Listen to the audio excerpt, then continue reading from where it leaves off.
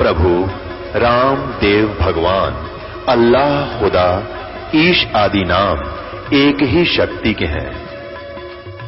वो कैसा है, कहां है, कैसे मिलता है, किसने देखा है? ये प्रश्नवाचक चिन्ह पूर्ण रूप से हटाने के लिए अवश्य सुनिए जगत गुरु तत्वदर्शी संत रामपाल जी महाराज के अमृत वचन, सर्व पवित्र धर्मों के पवित्र शास्त्रों के आधार पर। तब विष्णु जी के पास गए। विष्णु जी बोला, भाई सुना नारद जी, क्या रहा, कैसा रिजल्ट लाए? बोला जी आप के झूठ बोल सको, आपकी तो चोरी न्यारी हमारी तो आप जन्म भी नहीं पा सकते हो, भक्ति के निकट भी नहीं है। हमने इतना दृढ़ विश्वास हो अपने भगवान पे। जिस भी इष्ट की साधना करते हो, जितनी जिसकी समर्थता, वो आपको तभी लाभ देगा जब उस पर 100% आपका विश्वास होगा। तो कह कबीर सुनो विषादो, मैं तो हूं विश्वास में। अगर मेरे पे विश्वास करोगे तो आप परम पिता, आप बिना मेरा दूसरा कोई नहीं, फिर आपके सिर पर पंजा रखूंगा। तो ऐसे विश्वास से भक्ति होती है। तो मंत्री जी को विश्वास जो का त्यों था, राजा को कुछ कच्चा था। एक दिन राजा और मंत्री गण खड़े थे। राजा बताते हैं कि अपनी बातें करता करता मंत्रियों से और तलवार निकाल के उसकी धार चेक करने लगा, उसकी उंगली कट गई यहां से। राजा बोला, भाई मंत्री जी मेरी तो उंगली कट गई। महामंत्री था वो, जो भगवान का उसका साथी था, उपदेशी। वो महामंत्री कहने लगा, बड़ा अच्छा हुआ राजन, भगवान जो करता बहुत अच्छा करता है। अब राजा को अभिमान भी होता है और साथ में दुख हो रहा, तो वो कहने लगा, भाई तू अच्छा आदमी, मेरी उंगली कट गई, तू कह बड़ा अच्छा हुआ। वो राजा बोला, इसको तो अंदर कर दो 6 महीने की, इसको तो कर दो, कैद में डाल दो, ये तो मेरा दुश्मन है, मेरी उंगली कटी, न्यू का बड़ा अच्छा हुआ। और दूसरा महामंत्री नियुक्त कर लिया। और दूसरा महामंत्री जो बना वो पहले चुगल था। उस महामंत्री पहले वाले भगत की रोज निंदा करता था राजा के पास, ये ऐसा है जी, ये आपका वफादार नहीं है जी, कभी धोखा दे सकता है जी। राजा उसकी बात नहीं मानता था, ये भगत आदमी है, ये बड़ा अच्छा, कितना प्यारा है, ये वैसे कह रहा। तब उसको और मौका मिल गया। हमें तो पहले कहा करता जी, आपका युग जो है ना, आपका विश्वासी नहीं है, ये तो आत्मघाती आदमी था। राजा को और पक्की जच गई, वह सही बात का, आज तो बिल्कुल सही था, इसको सारी उम्र कैद में ठोकूंगा। 6 महीने में उंगली ठीक होगी। राजा फिर को विदवाई, फिर कोविद करने को मन किया कि चल महामंत्री नेक्स्ट सेकंड महामंत्री जो था पहले वाला तो कैद में, वो नया नियुक्त किया था कि चल शिकार खेलने जाते हैं। लेकर घोड़े और शिकार खेलने निकल गए। अब जाके जंगल में वो रास्ता भी भूल भाल गए, दोनों घूमने लग रहे, भटकते फिर गए। उधर से उन किसी जंगली जाति के लोगों का एक त्योहार था। उनके एक पुरोहित ने कहा था कि अब के देवी की बलि नर बलि देंगे तब ये बड़ी प्रसन्न होगी, आदमी की बलि देंगे। और लो जंगल में कोई आदमी पा जाता है, वो अपने बच्चे तो कौन बलि दे, दूसरे के दिया करे हम। तो वो सैकड़ों की संख्या में वो भीड़ घूमने लग रहे, वह जंगली लोग तीर हाथ में लिए, तलवार लिए, ऐसे बड़े बड़े कुहाड़े ले रहे। और उन्होंने देखा कि 2 आदमी आ रहे हैं घोड़ों पे। उन्होंने चारों तरफ से घेर लिया और कह दिया, खड़े हो जाओ नहीं तो तीर मार देंगे। अब देखे उन्हें सैकड़ों आदमी, वो भी नीचे उतर गए। दोनों को पकड़ कर ले आए। पुरोहित ने कहा कि इनको ये देखो, पहले नवाओ धुआओ, पहले इनके अंग देखो, कोई अंग भंग ना हो, काना भंगा, कोई लंगड़ा लूला टूंडा।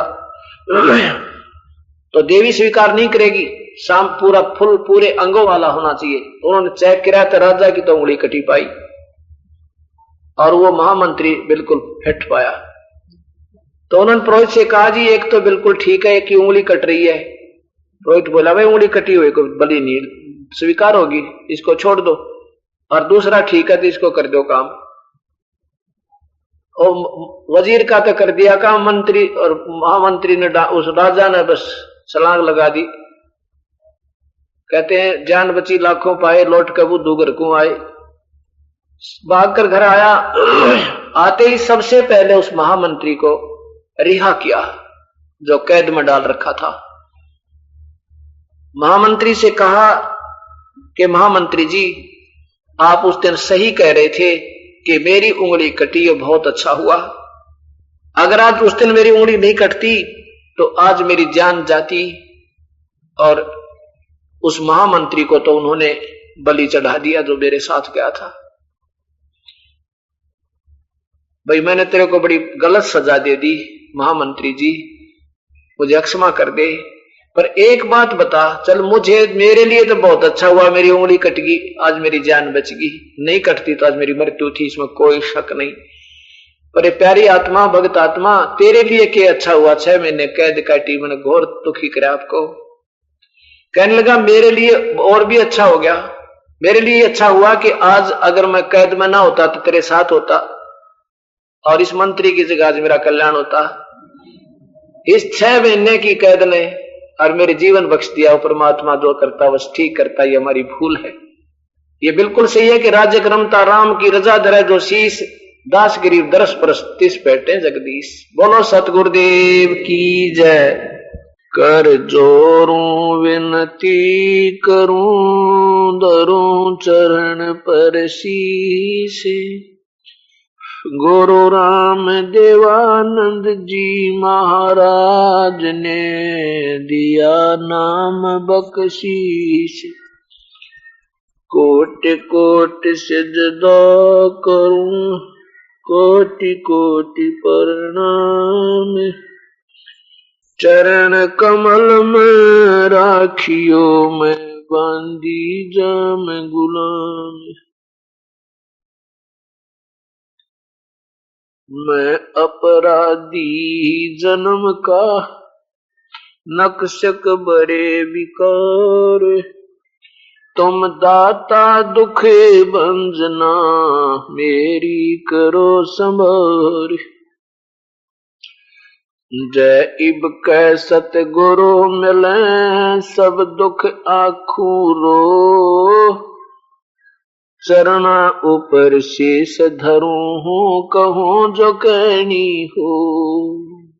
अवगुण किए तो बहुत किए, करत न मानी हारे, बावे बंदा बख्श दियो, बावे गर्दन उतार। कबीर अवगुण मेरे बाप जी, बख्शो गरीब नवाजे, जो मैं पूत कपूत हूँ, बहुर पिता को लाज। सुरत करो मम साइया, हम हैं भवजल माही, आप ही बह जावांगे जो, तुम न पकड़ोगे बाही। पूर्ण ब्रह्म कृपा निदान, सुन के सो करता रे, गरीब दास मुझ दीन की, रखियो बहुत संभारे। राम नाम रटते रहो, जब तक घट में प्राण, कब हो तो दीन दयाल के, बनक पड़ेगी कान। परमपिता परमात्मा पूर्ण ब्रह्म, सारी सृष्टि के रचनहार, कुल मालिक कबीर परमेश्वर की असीम कृपा से ये सभी पुण्यात्मा सत्संग के अंदर अपने आत्म कल्याण के लिए आ पाती हैं। जिन पुण्यात्माओं के बहुत ही ज्यादा शुभ संस्कार होते हैं, वे प्राणी ही परमात्मा की तड़फ करते हैं, उसकी तलाश करते हैं। और जब तक आत्मा को परमात्मा नहीं मिलेगा, तब तक इसकी तसल्ली नहीं हो सकती, ये संतुष्ट नहीं हो सकती। जैसे बच्चा मेले में अपने पिता के साथ गया हो या मां के साथ गया हो, और वो वहां मेले की तड़क भड़क देख के पिता की उंगली छुटवा के और किसी वस्तु को पाने के लिए भाग लेता है, मेले में जाकर के वो रल जाता है, जिस चीज को वो लेना चाहता है उसको मिलती नहीं है, वो देता नहीं दुकानदार, क्योंकि उसके पास पैसे नहीं है। फिर वो रोने लगता है, देखता है पिता भी नहीं रहा। उस मेले की भीड़ में वो दोनों भिन्न हो जाते हैं, पिता और पुत्र। अब उस बच्चे को रोते हुए देख करके कोई उठाता है, प्यार देता है, बेटा मत रो, कोई मीठी गोली दे देता है, कोई उसको कोई फल दे देता है। वो थोड़ी देर तो खाता है, तब तक तो चुप रहता है, फिर उसको खाने के बाद फिर पिता याद आता है। और जब तक उसको पिता नहीं मिलेगा उसकी वो एक विशेष तड़फ वो खत्म नहीं हो सकती। इसी प्रकार आज हम अपने पिता की उंगली छुटवा के कबीर परमात्मा की और इस काल की तड़क बड़क देख के इसके मेले में रल गए। इसके मेले में हम रले हुए हैं और हमें ये लालच भी देता है, ये तेरा बेटा है, ये तेरी बेटी है, ये तेरी कार है, तेरी कोठी है, तो बड़ा साहूकार है, तो बड़ा उच्च पद प्राप्त है। उसके बाद भी इसकी शांति नहीं होती। जिनके पास पैसा नहीं है वो तो पैसा जोड़ने की तड़फ कर रहे हैं, और जब पैसा हो जाता है फिर इनके पास फिर और एक कसक बकाया फिर भी रहती है। चाहे कोई कितना ही अरबपति हो और चाहे कितना ही वो सेठ हो, कितनी सारी सुविधाएं आज उसको इस भौतिक संसार की भौतिक सुविधाएं उपलब्ध हों, लेकिन फिर भी वो संतुष्ट नहीं है, उसकी आत्मा प्रसन्न नहीं है। कभी ना कभी फिर भी ऐसी मायूसी छा जाती है जैसे इसका बहुत कुछ कोई चीज खोई हुई है। इस प्रकार जब तक हमने अपने परमात्मा का साक्षात्कार नहीं होगा इस आत्मा को, और जब तक ये उस सुखदायी सतल पर नहीं पहुंच जाएगी जहां ये बिल्कुल सुख था, इसको कोई दुख ही नहीं था, कोई दुख नाम की वस्तु नहीं थी। अब इसको कोई सुख ही नहीं है, केवल दुख ही दुख है। अब यहां हमने सुख किसको मान रखा है कि जिसके पास कार देख ली, जिसकी बढ़िया कोठी देख ली, हमने उसको सुख उसको सुखी मान रखा है। नहीं, उसके अंदर झांक कर देखना वो कितना दुखी पाओगा, उसके ऊपर क्या समस्याएं का दौर पाओगा, और फिर आपको महसूस होगा कि ये भी सुखी नहीं।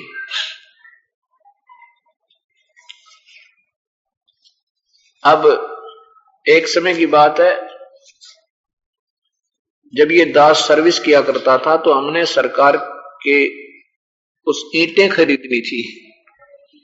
उसके लिए हम एक भट्ठे वाले के घर पे गए तो दिन के 12 बज रहे, जून का महीना। तो वहां उससे पता किया तो उसके बच्चे कहने लगे, उनकी पत्नी मिली, वो कहने लगी जी वो भट्ठे पे गए हैं। भट्ठा वहां से 15-20 किलोमीटर शहर से था। बढ़िया कोठी बना रखी, बहुत बढ़िया कूलर ला रखे, अच्छे पंखे, कमाल, खूब ठाठ हो रहे। हम भट्ठे पर गए तो वो 1 बजे और भट्ठे का ऊपर खड़ा मजदूरों के पास उनके हिसाब किताब करने लग रहा। तो फिर हमने पूछा कि आप शाम को किस टाइम मिलते हो, आपसे वहां बात करें। कहने लगा जी शाम न तो मैं फिर 8, 9, 10 बज जा मैंने जब आया करूं, और सुबह मैं 7 बजे आ लेता हूं यहाँ पे। अब वह कोठी के काम आई, जून का महीना, कूलर लग रहे, पंखे चल रहे, और बनाने वाला खड़ा हुआ शिकर दोपहर 2 के अंदर बाहर। वह कोठी के काम आई उसका भाई। सुबह निकलो 7 बजे, शाम 9, 10 बजे, एक रात पढ़ के काट के फिर सुबह फिर भाग लिया। तो यहाँ ऐसा ही स्थिति है। अब जैसे हम यहाँ आए हैं, यहाँ कोई सुखी नहीं, फिर हम यहां से मान ले अच्छे पुण्य किए तो स्वर्ग चले गए, तो वहां कोई सुखी नहीं। वो तो एक रात काट कहानी है, फिर यहीं पर इस शिकर दोपहर में इस कर्मों के दंड में फिर जलना होगा। तो इस प्रकार हमें कहां वो सुख है, वो सुख हमें पूर्ण परमात्मा के पास सतलोक में है। जहां से हम बिछुड़ कर आए हैं। हम पहले सतलोक रहा करते थे, तो वहां इस काल परमात्मा के ऊपर आसक्त होकर हम यहां इस काल के जाल में फंस गए। हमारे पिता ने हमें अपने हृदय से उतार दिया, क्योंकि हम पतिव्रता पद से गिर गए, और उसका इतना भयंकर परिणाम आज भोग रहे हैं। कभी कुत्ते बनते हैं, कभी गधे बने, कभी सुअर बने, कभी कुतिया बने, कभी गधी बने, ये परमात्मा, और कभी गंदी नाली के कीड़े बने, कभी राजा बने, कभी रंक बने, कभी देव बने, कभी महादेव बने, कभी स्वर्ग जावे, कभी नरक जावे। बताइए क्या जीवन हुआ है मेरे मालिक। अभी तक सब महापुरुषों की, कबीर परमात्मा को छोड़कर और उनके संपर्क में आए हुए महापुरुषों को छोड़ के सभी की एक ही विचार है कि जन्म मृत्यु जीव की नहीं मिटे, और फिर भी कहते हैं हम मोक्ष की तलाश कर रहे हैं, मोक्ष के लिए प्रयत्न कर रहे हैं। फिर वो मोक्ष क्या चीज है? अब इन्होंने मोक्ष की संज्ञा स्वर्ग बना ली। मोक्ष का अर्थ जो है स्वर्ग बना लिया। मोक्ष का अर्थ होता है जन्म मृत्यु से मुक्ति पा लेना। ये मोक्ष का वास्तविक, मोक्ष माने राहत, छुटकारा। मोक्ष का अर्थ होता है छुटकारा यानी गति। अब इन्होंने इतना मोक्ष है यहां पर, जैसे यहां से स्वर्ग पहुंच गए और स्वर्ग में 10 वर्ष 20 वर्ष 50 वर्ष रहे, 100 वर्ष रहे, और फिर लाखों वर्ष 84 लाख दुनिया में कभी पशु बने, कभी पक्षी बने, कभी गंदी नाली के कीड़े, कभी जलचर वनचर बने। तो कहने का भाव ये है, तो इन्होंने उस स्वर्ग के पीरियड को थोड़ा सा जो मिलता है मलाई अपने कर्मों की, शुभ, वो भी अपने ही शुभ कर्मों की, उसको मोक्ष मान रखा। मोक्ष कितना मोक्ष है? जैसे मजदूर सुबह से लेकर और दोपहर तक टोकरी ढोए, जमींदार सुबह से लेकर और दोपहर तक काम करे, हल जोड़े, खेत में फसल काटे और 2 घंटे विश्राम कर ले वृक्ष के नीचे बैठ के, और फिर बाद दोपहर फिर लग जावे। ये इतना स्वर्ग समझो कि 2 घड़ी बैठ के 2 घंटे बीच में वृक्ष के नीचे रेस्ट कर लिया, वो मोक्ष मानते हैं ये लोग। इतना स्वर्ग में राहत है, ये स्वर्ग इतना है बस। अपने पूरे सभी संस्कार वश जो प्राणी ये दुख सुख पाता है, उसमें इतना मोक्ष है कि वो स्वर्ग में इतना राहत पाकर के फिर कर्म आधार पर आ जाता है, कर्म क्षेत्र में। तो यहां हमने अब ये सोचना पड़ेगा कि भक्ति कैसे करें, किसकी करें।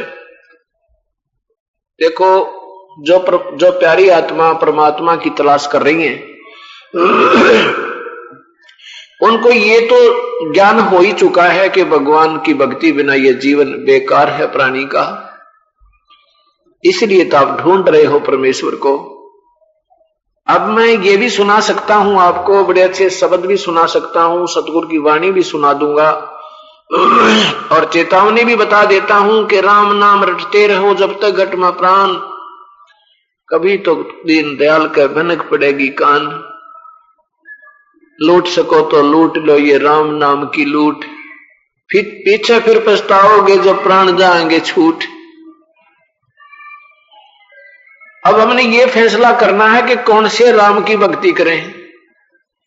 अब यहां सारंगी भी ला सकते हैं हम, गाने वाले अच्छे सुरीली आवाज के बच्चे बहन बेटियां भी मिल जाएंगी जो इन शब्द वाणी को बहुत प्यार से गा सकते हैं, और साथ में हारमोनियम वगैरह का भी प्रबंध कर लें।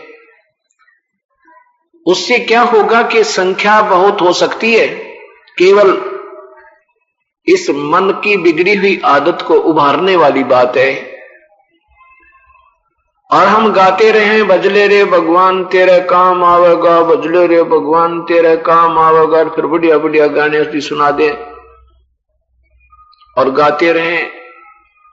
लेकिन हमने पहले ये फैसला करना होगा कि कौन से भगवान की भक्ति करें जिससे हमें लाभ हो, ये मानव जीवन हमारा सफल हो। वो कौन है? वो प्रभु।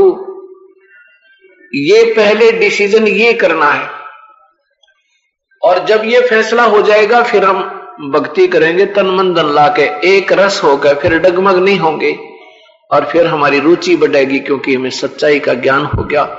अब जैसे आपको पता तो है नहीं तुम कौन से रास्ते जा रहे हो और अच्छी तरह स्पीड से जा भी रहे हो और वहां जाके आपने खूब जोर से चले गए 100 किलोमीटर अपोजिट साइड में दूसरी तरफ, तो वो स्पीड जो आपकी थी व्यर्थ गई। अगर आप पहले सोच समझ कर चलते कौन सा रास्ता हमारा है जिस मंजिल से हमने जाना है, 10 कदम भी रखते तो आपकी मंजिल नजदीक आती।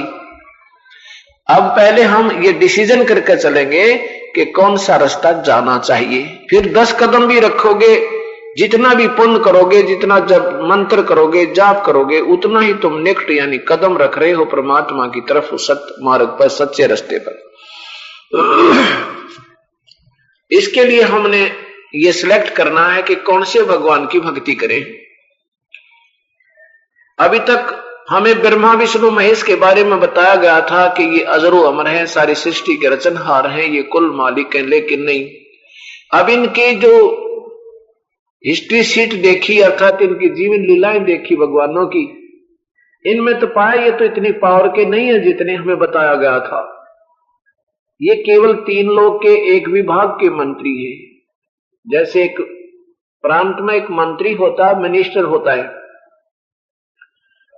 उसकी एक पावर, उसकी भी पावर होती है, लेकिन वो एक विभाग में ही उसकी पावर होती है और उससे ऊपर उससे सेकंड पावर, उससे तगड़ी पावर शक्ति जो होती है वो मुख्यमंत्री होता है। ऐसे ही सब मुख्यमंत्रियों के परम शक्ति, इनसे ऊपर शक्ति जो है वो प्रधानमंत्री होती है। अब प्रधानमंत्री जो है वो अपने राष्ट्र का सुप्रीम पावर होता है, सुप्रीम राजा होता है यानी महाराजा होता है। अब साहब तो मंत्री भी है, साहब मुख्यमंत्री भी है, साहब प्रधानमंत्री भी है, साहब राष्ट्रपति भी, साहब कहलाते हैं। अब इनकी शक्तियों में दिन और रात का अंतर होता चला जाता है। इसी प्रकार 3 लोग के राम हैं ब्रह्मा विष्णु महेश, 3 लोग के साहिब ब्रह्मा विष्णु महेश एक विभाग के मंत्री हैं और इनके पिता ज्योति निरंजन काल है। ब्रह्मा विष्णु महेश का पिता ज्योति निरंजन है और इनकी माता दुर्गा है, शेरावाली भवानी, वैष्णो देवी जिसे कहें। ये भवानी जो है दुर्गा, ये ब्रह्मा विष्णु महेश की माता है।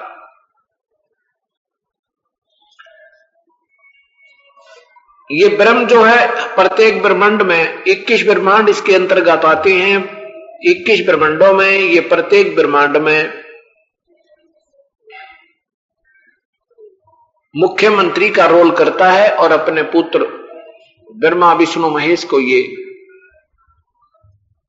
एक विभाग का मंत्री प्रत्येक ब्रह्मांड में बना देता है। एक विभाग एक ब्रह्मांड में एक ब्रह्मा, एक विष्णु, एक शिव है। दूसरे ब्रह्मांड में इसके में ऐसे ही एक ब्रह्मा है, एक विष्णु, एक शिव, आत्मा दूसरी होती है। ऐसे ही 2-4 ब्रह्मांडों में अपनी सृष्टि रखता है, बाकी में प्रलय रखता है। 20 ब्रह्मांडों में से 21 में ये स्वयं रहता है।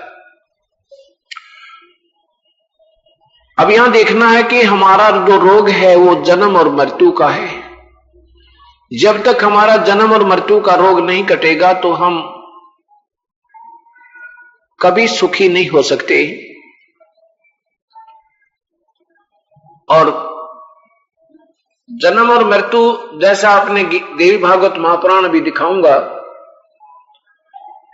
उसमें ये स्वयं स्वीकार करते हैं ब्रह्मा विष्णु और महेश के हमारा तो जन्म और मृत्यु होता है, हम अजरो अमर नहीं है। ये देखिएगा देवी भागवत महापुराण, इसमें भगवान ब्रह्मा विष्णु शिव स्वयं स्वीकार करते हैं कि देवी से कहते हैं कि तू हमारी माता है, हम आपके पुत्र हैं और हम तो जन्म और मृत्यु के अंदर है, हम अजरो अमर नहीं है।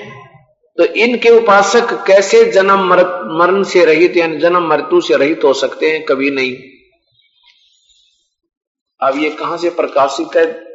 इनके अनुवादकर्ता कौन है, अनुवादक कौन है? हनुमान प्रसाद पोदार चिमन लाल गोस्वामी, और ये गीता प्रेस गोरखपुर से प्रकाशित है। इसके तीसरे स्कंद का थोड़ा सा अंश दिखाऊंगा, फिर जो नहीं विश्वास हो तो आप स्वयं खरीद कर इसको पढ़ सकते हो। ये देखिएगा तीसरा स्कंद, भगवान विष्णु जो है अपनी माता दुर्गा की महिमा गाते हुए आ रहे हैं इस तीसरे स्कंद में। तुम शुद्ध स्वरूपा हो, यह संसार तुम्ही से उद्भासित हो रहा है। मैं ब्रह्मा और शंकर हम सभी तुम्हारी कृपा से विद्यमान है। विष्णु जी बोल रहे हैं कि मैं ब्रह्मा और शंकर, विष्णु ब्रह्मा और शंकर हम सभी तुम्हारी कृपा से विद्यमान हैं।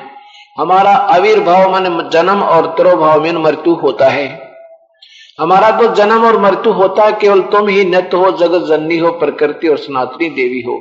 भगवान शंकर बोले, देवी यदि माँ बाप विष्णु तुम्ही से प्रकट हुए हैं तो उनके बाद उत्पन्न होने वाले ब्रह्मा भी तुम्हारे बालक हुए, और फिर मैं तमोगुणी लीला करने वाला शंकर क्या तुम्हारी संतान नहीं हुआ? अर्थात मुझे भी उत्पन्न करने वाली तुम ही हो। इसे सिद्ध हुआ कि ब्रह्मा विष्णु महेश भी अजरो अमर नहीं है, इनका भी जन्म मृत्यु होता है, और इनकी मां जो है दुर्गा है और पिता इनका ज्योत स्वरूपी निरंजन, ये काल है। ये सिद्ध हुआ। अब भगवान ब्रह्म भी अजर अमर नहीं है। गीता जी को भगवान श्री कृष्ण नहीं बोल रहे हैं, इसको ये काल बोल रहा है, ये ब्रह्म बोल रहा है। अब देखिए गीता जी में गीता बोलने वाले भगवान ब्रह्म, ये काल ज्योत निरंजन, ये कहता है कि मेरे और तेरे अर्जुन बहुत जन्म हो चुके हैं, उन सबको तू नहीं जानता, मैं जानता हूं। अध्याय नंबर 5-4 का और ये श्लोक नंबर 5 देखो। अध्याय नंबर 4 ये 5 नंबर है। हे प्रणतम अर्जुन, मेरे और तेरे बहुत से जन्म हो चुके हैं, उन सबको तू नहीं जानता, मैं जानता हूं। तू नहीं जानता, मैं जानता हूं, अर्थात ये गीता बोलने वाला भगवान ब्रह्म भी जन्म मृत्यु में है, ये भी अविनाशी नहीं है। और फिर देखिए इसी गीता जी के अध्याय नंबर 15 के श्लोक नंबर 16 में और 17 में क्या बताया कि 2 भगवान हैं, एक नाशवान तो ये ब्रह्म है और अक्षर पुरुष वो परब्रह्म है, लेकिन वो भी अविनाशी नहीं है। वास्तव में अविनाशी कोई और है जो तीसरे नंबर का परमात्मा है। अध्याय नंबर 15 का श्लोक नंबर ये 16 है। इधर देखिए ये श्लोक नंबर 16 है, संस्कृत है।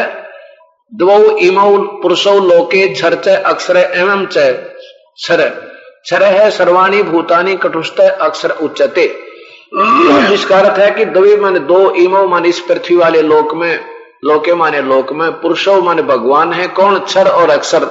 ये पुरुषों जो है ये 2 के साथ लगेगा, क्षर पुरुष और अक्षर पुरुष, ये 2 भगवान हैं इस पृथ्वी वाले लोक में। और इसी प्रकार क्षर तो नाशवान ये ब्रह्म है, अक्षर कुछ अविनाशी इनका, इससे तगड़ा ये पर ब्रह्म है, कुछ अविनाशी है।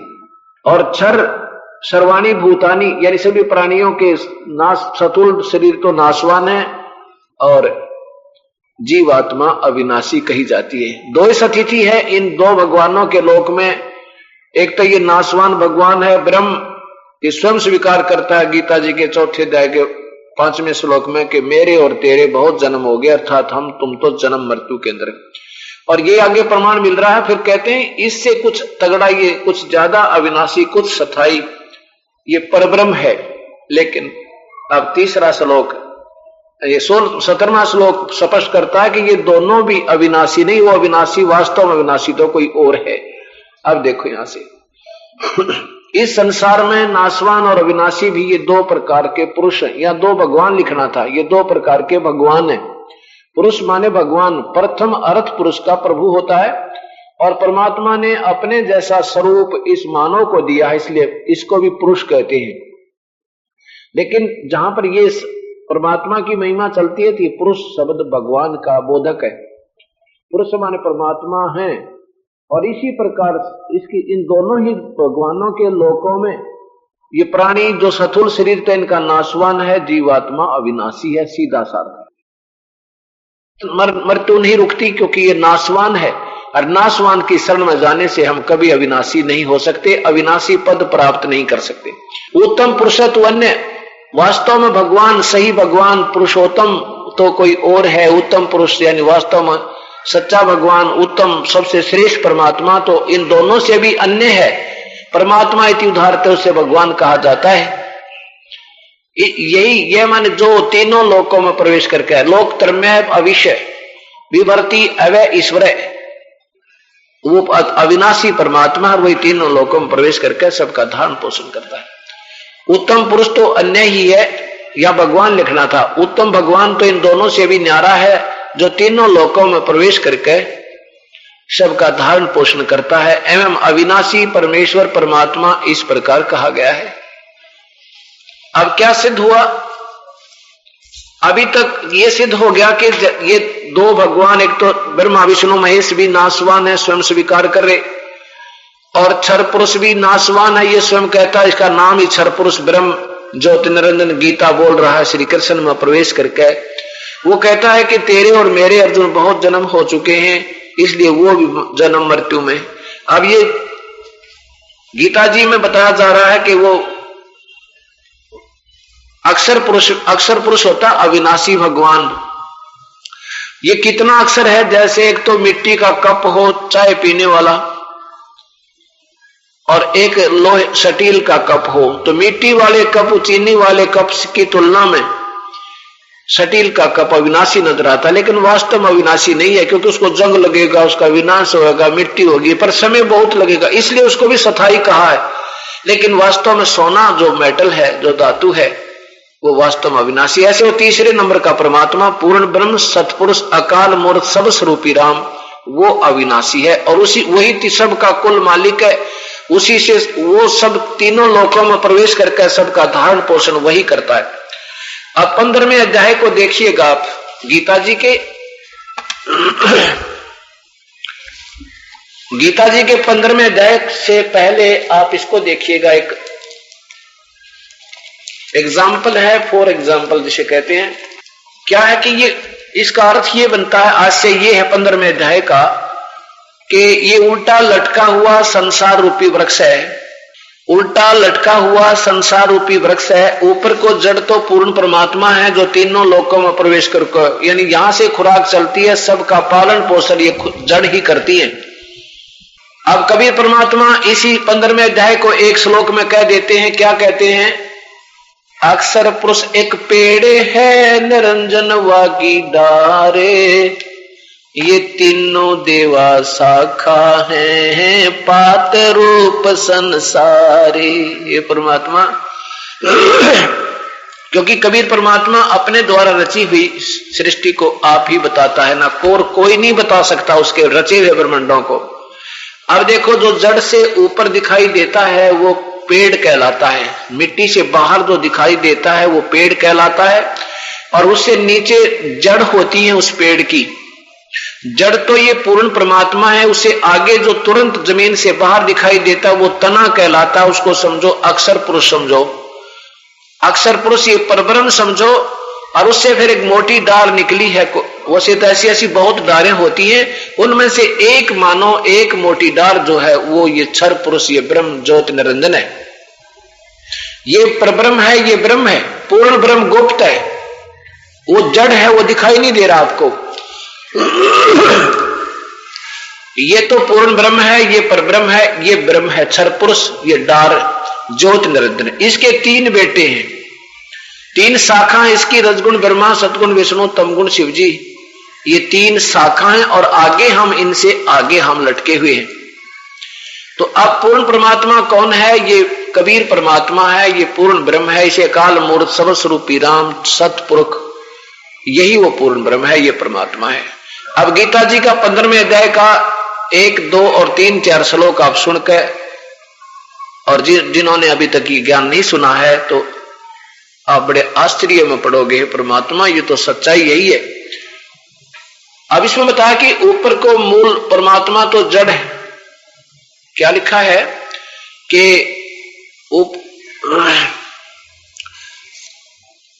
ये पूर्ण परमात्मा, पूर्ण पुरुष, आदि पुरुष, परमेश्वर मूल वाले, आदि पुरुष परमेश्वर मूल वाले, यानी आदि पुरुष यानी सदा का भगवान, सबसे आदि माने सबसे पहले वाला परमात्मा, वो कबीर साहब जिसने सब ब्रह्मांड रचे, वो तो जड़ है इस पौधे, इस संसार रूपी वृक्ष की, और नीचे को तीनों गुण रूपी विषय विकारों की शाखा है। रजगुण ब्रह्मा, सतगुण विष्णु, तमगुण शिव जी, ये तो शाखा है।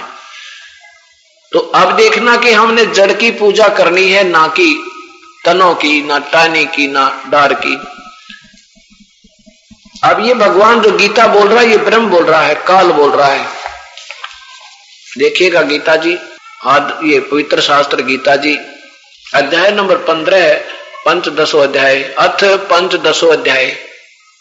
पहला ही श्लोक है, आदि पुरुष परमेश्वर मूल वाले, यानी जिसकी जड़ तो वो ऊपर को पूर्ण परमात्मा है। अधः शाखम, अधः शाखम माने नीचे को शाखा वाला, इसका सीधा अर्थ ये बने, अधः माने नीचे को, अधः अधम गति कहते हैं, अधम माने नीचे को गिरावट वाला काम, अधम नीच को कहते हैं। अधः माने नीचे को, शाखा वाले, संसार रूपी पीपल के वृक्ष को अविनाशी कहते हैं। इसको एक उदाहरण देकर समझाना चाहा है कि समझो एक पेड़ समझो उल्टा लटका, जिसको ऊपर की जड़ है, नीचे को उसकी तीनों गुण रूपी शाखा है, और वेद जिसके पत्ते कहे गए हैं, उसी संसार रूप वृक्ष को जो पुरुष जो मूल सहित तत्व से जानता है, वह वेद के तात्पर्य को जानने वाला है। अब ये भी स्पष्ट कर दिया कि जो इस पूरे ब्रह्मांडों को जड़ कौन है, तना क्या है, डार कौन है, टहनी कौन है, पत्ते क्या है, ऐसा कोई संत जानता है तो वो समझो तत्वदर्शी संत है। वो तत्व से जानता, वो वेद के तात्पर्य को जानने वाला है, वो तत्वदर्शी संत है। अब गीता बोलने वाला भगवान कह रहा है कि अर्जुन, उस परमात्मा के बारे में मैं पूर्ण जानकारी तुझे नहीं दे सकता, उसके लिए तो उन सत्संग को सुनो, उन संतों के सत्संग को सुनो जो परम तत्व के जानने वाले हैं। अध्याय नंबर 4 का और श्लोक नंबर देखिएगा 34। उस ज्ञान को तू तत्वदर्शी ज्ञानियों के पास जाकर समझ, उनको भली भांति दंडवत प्रणाम करने से, उनकी सेवा करने से और कपट छोड़कर सरलता पूर्वक प्रश्न करने से वे परमात्म तत्व को भली भांति जानने वाले ज्ञानी महात्मा तुझे तत्व ज्ञान का उपदेश करेंगे। अब देखो कितना स्पष्ट क्या भगवान कहता है कि मैं नहीं जानता उस परमात्मा के बारे में पूरी जानकारी, वो तो कोई संत है, वो ढूंढ ले भाई, और वो तत्वदर्शी संत। और तत्वदर्शी संत है कौन, ये भी संकेत कर दिया इस 15वें अध्याय के प्रथम श्लोक में, कि जो इस संसार रूपी वृक्ष को ऊपर, जो जिसकी पूर्ण परमात्मा जड़ रूप है और तीनों गुण रूपी नीचे शाखा है, और वेद आदि जिसके पत्ते कहे गए हैं, उस संसार वृक्ष को जो व्यक्ति मूल से लेकर, जड़ से लेकर और सारे को तत्व से जानता है, वह वेद के तात्पर्य का जानने वाला, अर्थात वो तत्वदर्शी संत है। ये भी प्रमाण कर दिया कि वो है तत्वदर्शी संत, और वो संत तुझे मिल जा, फिर उसको दंडवत प्रणाम करना, चरणों में गिर जाना, उनसे नम्रता पूर्वक अपने कल्याण का मार्ग पूछना और फिर उसकी भक्ति करना। अब दूसरे शब्द देखिए, दूसरे में गीता अध्याय नंबर 15 का श्लोक नंबर 2। उस संसार वृक्ष की तीनों गुण रूप रजगुण ब्रह्मा, सतगुण विष्णु, तमगुण शिवजी, रूप गुण, ये तीनों गुण है, रजगुण ब्रह्मा है, सतगुण विष्णु, तमगुण शिवजी। अब इससे पहले थोड़ा सा और विश्वास आपका दृढ़ करना पड़ेगा कि ये रजगुण ब्रह्मा है, सतगुण विष्णु, तमगुण शिवजी, नहीं तो आप फिर विचलित हो जाओगे। ये देवी भागवत महापुराण, इसमें देखिएगा स्वयं भगवान शंकर स्वीकार करते हैं कि तुम, हे माता देवी अपनी मां से कह रहे हैं कि आपने मुझे तमोगुण क्यों बना दिया, विष्णु जी को सतोगुण किस लिए बनाया। अथ देवी भागवतम सभास्तिकम स मातम खेमराज श्री कृष्ण दास प्रकाशन बंबई, ये यहां से प्रकाशित है। और इसके तीसरे सकंद में देखो, अथ श्री मद देवी भागवते भाषा टीका युक्ते तृतीय सकंद प्रारंभते, तीसरा सकंद प्रारंभ होता है। अब इसमें भगवान शंकर स्वयं स्वीकार करते हैं कि माता, यदि आप हमारे ऊपर दया युक्त हो, हमारे पर दयालु हो, तो मुझे तो आपने तमोगुण क्यों बना दिया। 7वां श्लोक समाप्त होता है, ये 8वां यहां से प्रारंभ होता है। हे माता, यदि हमारे ऊपर आप सदा दया युक्त हो, तो हमको यानी मुझको तमोगुण किस प्रकार प्रदान किया है, ब्रह्मा को रजोगुण और हरि यानी विष्णु को सतोगुण क्यों बना दिया।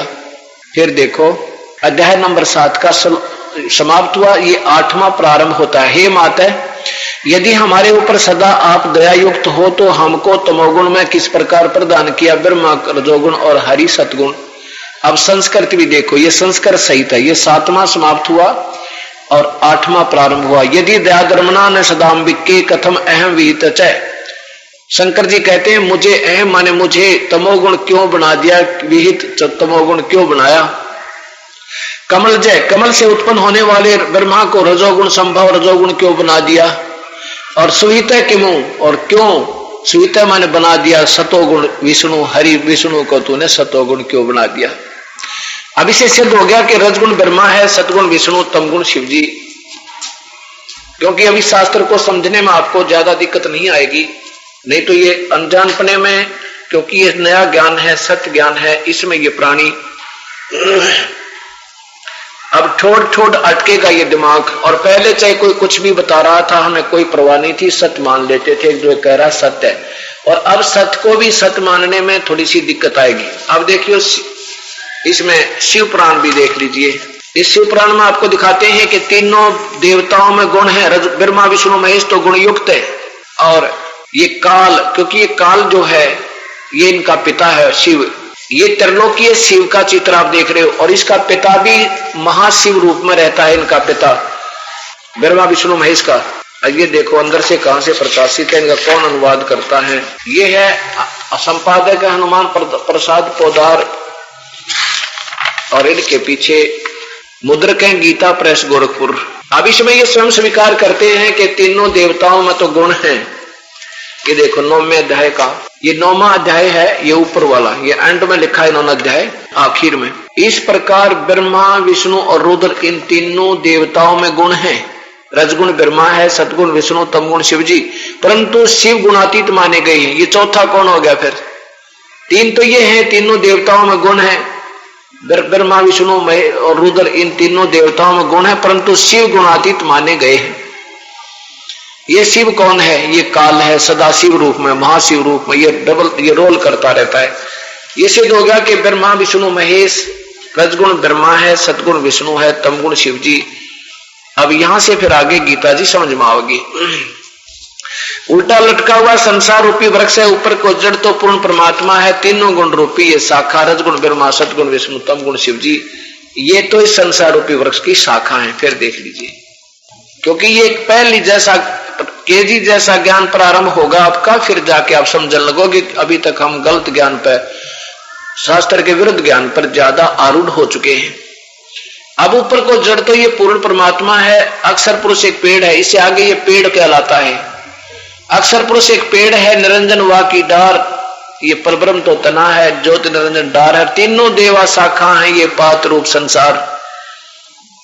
तीनों देवा कौन? रजगुण ब्रह्मा, सतगुण विष्णु, तमगुण शिव जी। अब आप गीता जी समझिएगा, 15वें अध्याय का दूसरा श्लोक, श्रीमद् भगवत गीता, ये दूसरा, वही अध्याय नंबर 15 का 1 नंबर श्लोक आपने सुन लिया। दूसरा सुनो कि उस संसार वृक्ष की तीनों गुण रूप रजगुण ब्रह्मा, सतगुण विष्णु, तमगुण शिव जी रूपी ये बढ़ी हुई शाखाएं हैं, जल द्वारा बढ़ी हुई एवं, और तीनों विषय विकारों की, विषय भोग कोपलों वाली देव, मृक्ष और तर्क आदि योनि रूप शाखाएं हैं।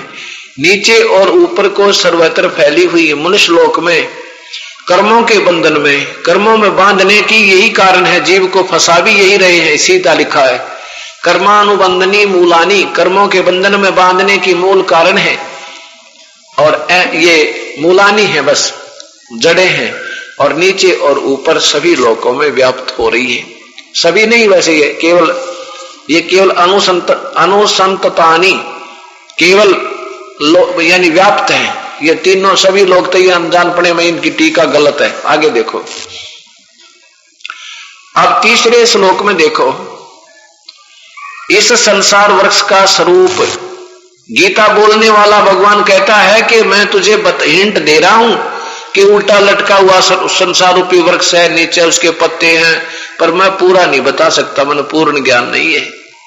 मैं जो चर्चा आपसे बता रहा हूं मुझे पूरा ज्ञान नहीं है, मैं नहीं जानता इसके बारे में, वो तो संत बताएगा जो सही इसके नारे नारे भेद दे देगा, वो तत्वदर्शी संत होगा। इस संसार वृक्ष का स्वरूप जैसा कहा है, यानी जैसा तेरे से मैं बता रहा हूं, यहां तेरे और मेरे विचार में, तेरे और मेरे डिस्कशन में, ये जो ऐसा नहीं है, ये तो कुछ और ही है जो कोई और बताएगा। इस संसार वृक्ष का स्वरूप जैसा कहा है, ये वहां वैसा यहां विचार काल में, यानी तेरे और मेरे डिस्कशन में जो मैं तुझे गीता में बता रहा हूं, मैं बोल रहा हूं, मैं नहीं जानता, ये वैसा यहां तेरे मेरे विचार काल में नहीं पाया जाता। ऐसा ही नहीं है, क्योंकि न तो इसका आदि है और न अंत है, और न इसकी अच्छी प्रकार कोई सतिथि है। आगे देखो, इसलिए इस अहमता ममता नहीं, इसलिए इस सुविरुद्ध मूलम, अति दृढ़ मूल वाले, इतना ही लिखना चाहिए था। अहमता ममता वासनाएं तो आप अड़ाए बैठे हैं। सुविरुद्ध मूलम, दृढ़ यानी मूल वाले, जो अविनाशी लोक ऊपर वाला है, वो तो एक इसका समझो अजरो अमर है, वो परमात्मा पूर्ण ब्रह्म तो कति दृढ़ है, अविनाशी है, और बाकी के ये ब्रह्मांड विनाश में आते रहते हैं। संसार रूपी पीपल के वृक्ष को दृढ़ वैराग्य रूप शस्त्र, शस्त्र माने हथियार थे, काट कर, चितवा माने काट कर।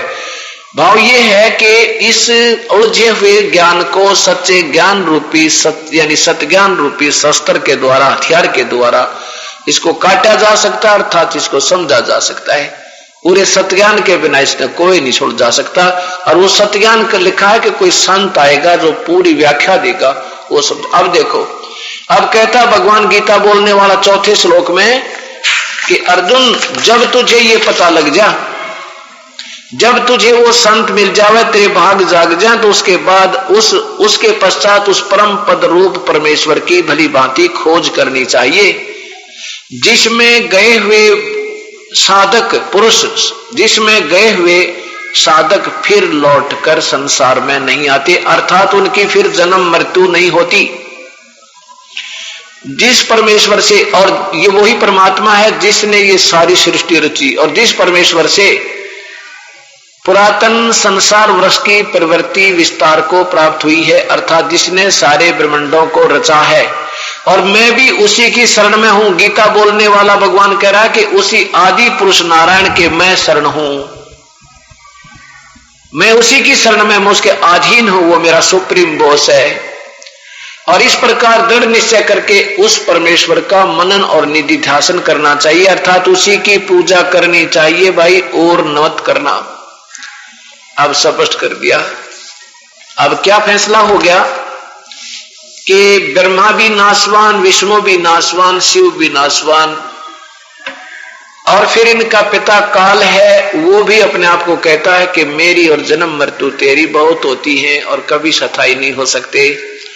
गीता ने जी ने यह भी बता दिया कि ब्रह्म भी नाशवान है, पर ब्रह्म भी अक्षर पुरुष भी नाशवान है, वास्तव परमात्मा कोई और है। और खुद ये गीता बोलने वाला भगवान कह रहा है कि मैं इस संसार को, सारे ब्रह्मांडों को नहीं बता सकता, और वही जब तुझे पूर्ण मुक्ति चाहिए उस परमात्मा की शरण में चला जा, और मैं भी उसी की शरण में हूं। जब तत्वदर्शी संत तुझे मिल जा तो उसके बाद उस परम पद परमेश्वर की, उस परमेश्वर के सतलोक की खोज करनी चाहिए, फिर उसे की भक्ति करना चाहिए। मैं भी उसी की शरण हूं, मैं उसके अधीन हूं। अब एक समय कबीर परमात्मा जब सहस्री आए हुए थे, वो सतपुरुष अकाल मूर्त, वो सर्वस्वरूपी राम, वो पूर्ण ब्रह्म, काशी में जब आए हुए थे, एक गोरखनाथ नाम का बहुत बड़े सिद्ध पुरुष हुए हैं, और उन्होंने कबीर साहब के शिष्य जो है रामानंद जी, कबीर साहब के गुरुदेव जो थे रामानंद जी, एक बहुत बड़े अच्छे विद्वान, उनका बड़ा बोलबाला था काशी में, बड़े उन्होंने जितनी उनकी बुद्धि ने समझने काम किया, सोचने, अपने हिसाब से उन्होंने बहुत ही अच्छी साधना प्रारंभ करवाई थी वेदों और गीता अनुसार। ओम नाम की साधना बताते थे, बाकी अन्य जो ऊत भूत के ये झाड़े झपटे जो पाखंडी ब्राह्मण उनको बहकाए बैठे थे, भोली आत्माओं को बहका रहे थे, उनसे पीछा छुटवाया था, काफी सत भक्ति को उभारा था। लेकिन वो भी केवल ब्रह्म तक सीमित थे और विष्णु जी को सुप्रीम पावर मान के उसी की आराधना किया करते थे। उन्होंने 1400 ऋषि शिष्य बना रखे थे जो जन जन को जाकर के भगवान विष्णु की महिमा समझाया करते थे और ये अन्य पूजाओं को बंद करवाते थे, जो जैसे कोई झाड़े लाने वाला, कोई हाथ देखने वाला, ये इस तरह की पूजाएं उन्होंने काफी ऊत बूत की पूजा बंद करवा दी थी। तो कबीर परमात्मा के शिष्य रामानंद जी के शिष्य कबीर परमात्मा हो चुके थे। उन्होंने एक लीला करके उनको सद्बुद्धि दी थी रामानंद जी को। उसमें गोरखनाथ नाम का एक सिद्ध पुरुष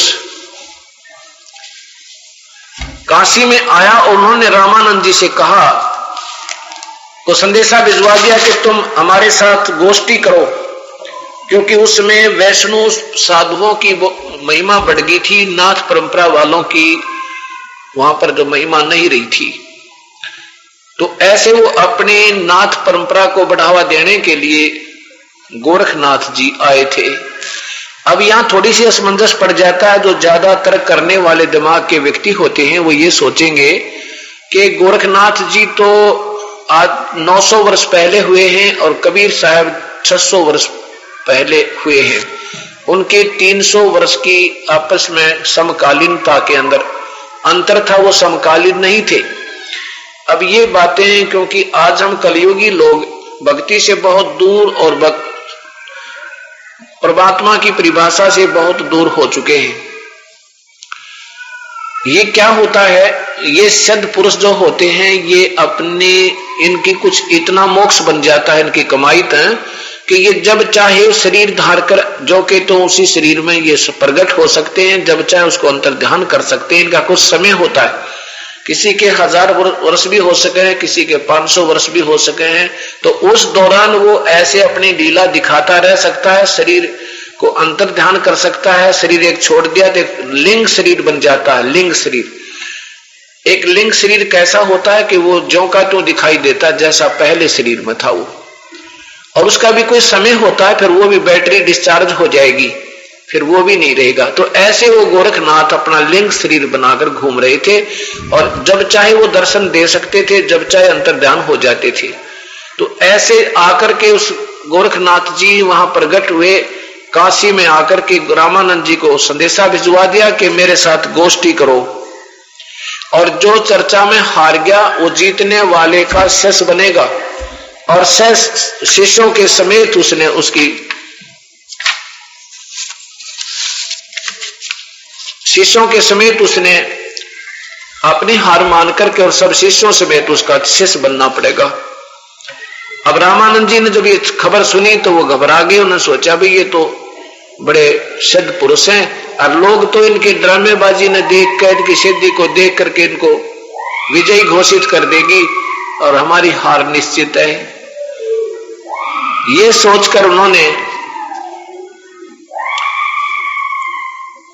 सभी अपने अनुयायियों से कह दिया था कि तुम अपने ये तिलक तलक मत लगाना, आज कोई पहचान ना ले तुमने।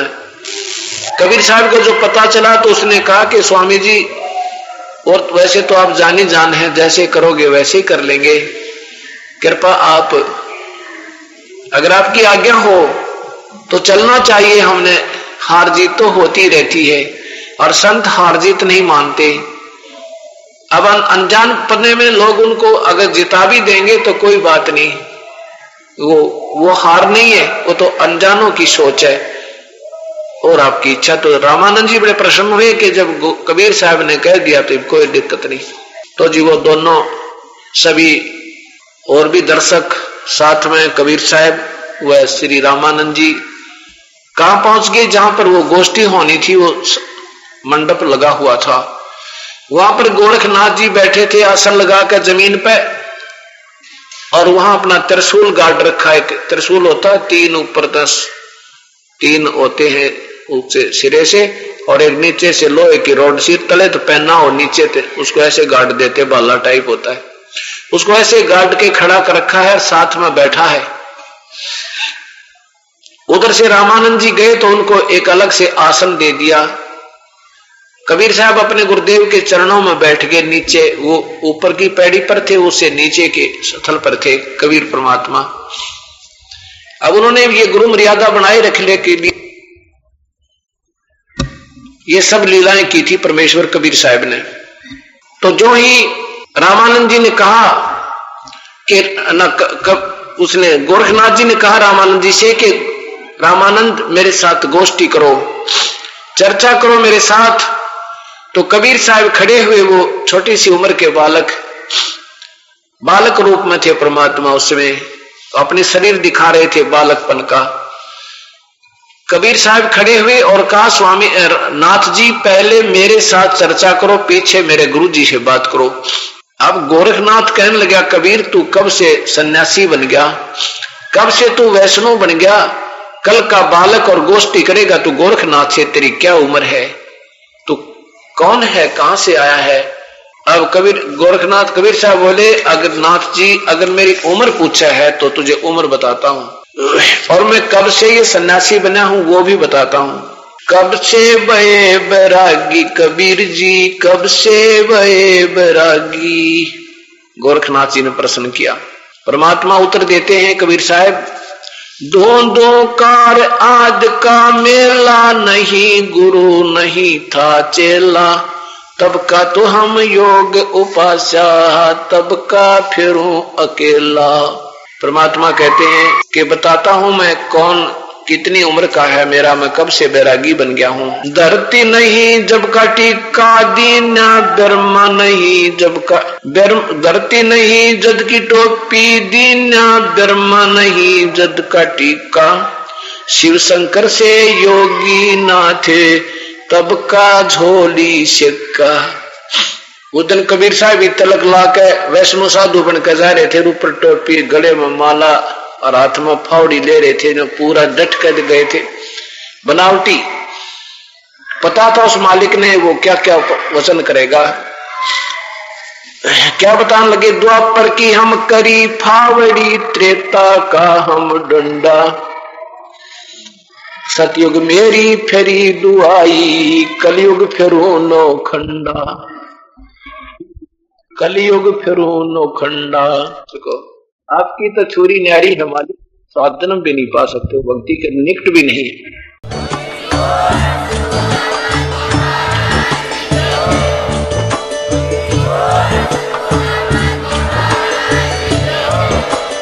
आप सुन रहे थे जगत गुरु तत्वदर्शी संत रामपाल जी महाराज जी के मंगल प्रवचन। अधिक जानकारी के लिए विजिट कीजिए हमारी वेबसाइट www.jagatgururampalji.org। संत रामपाल जी महाराज जी के शुभ आशीर्वाद से पूरे विश्व भर में 500 से भी ज्यादा नाम दीक्षा केंद्र हैं, जिन पर संत रामपाल जी महाराज जी द्वारा ऑनलाइन निशुल्क नाम दीक्षा दी जा रही है। अपने नजदीकी नाम दीक्षा केंद्र का पता करने के लिए संपर्क करें 8222880541।